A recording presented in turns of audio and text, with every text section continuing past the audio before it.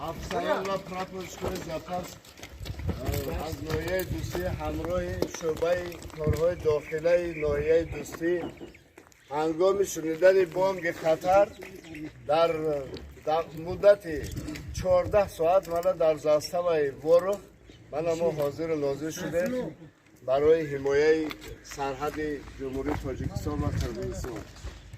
ما همه شهر بچه های ناحیه دوستی در اینجا جمع شده ایم که برای حمایت سرحد وطنمان خدمت کرده. همراه من عسکر بچه هایی که در اینجا من خدمت کرده ایستادند، آنها را باید ما دستگیری کنیم تا اینکه آنها ضرر جدی نبینند. در وارخ ما حضور داریم.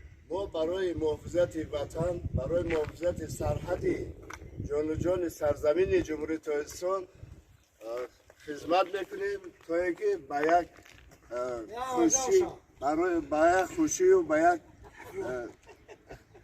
به یک وجه شاید کسی نمیتون بود بکشیم شما تمام بکشش